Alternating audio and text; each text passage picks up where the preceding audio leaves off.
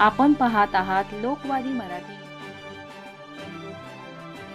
लोणंद येथील ग्रामदैवत श्री काळभैरवनाथ यात्रा मोठ्या उत्साही आनंदी वातावरणात संपन्न। श्री मस्कोबानाथ माता जोगेश्वरी यांची पालखी श्री काळभैरवनाथ यांच्या पादुका पालखी विराजित करण्यात आल्या।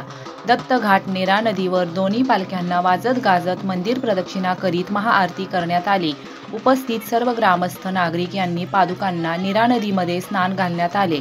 काळभैरवनाथाचे चांग भले, नाथसाहेबांचे चांग भले अशा जय जयकार करण्यात आला। मंदिरामध्ये सर्व ग्रामस्थांनी रांगेत उभे राहून शिस्तीत दर्शन घेण्यात आले। यात्रा समितीचे सचिव संदीप शेळके पाटील यांनी यात्रेसंबंधी सविस्तर मुलाखत दिली।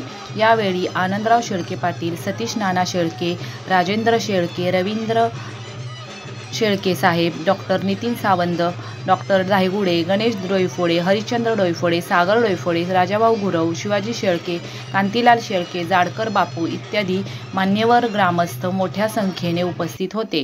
ग्राउंड रिपोर्टिंग बाळ लोणंदकर।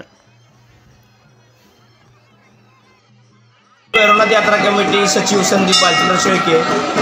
आजपासून या भैरवनाथ यात्रेची सुरुवात झालेली आहे। आज सकाळी भैरवनाथ देवाला नीरा नदी स्नान घालून यात्रेचा प्रारंभ झाला। त्यानंतर मानाचा पोशाख 11 वाजता पोशाख झालेला आहे।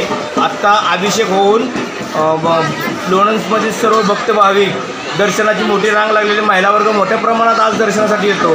या ठिकाणी सर्वांनी दर्शनाचा लाभ घेतलेला आहे। यात्रेचे स्वरूप पुढे असे आहे की उद्या मंगला बनसोडे यांचा लोकनाट्य तमाशा सकाळी आणि रात्री 2 वेळा आहे आणि कुस्त्या 4 वाजता कुस्त्या होणार आहेत। कुस्त्यामध्ये नामांकित पैलवानांच्या कुस्त्या असतात, त्यासाठी सर्वांना भरपूर रोख बक्षीस दिले जाते।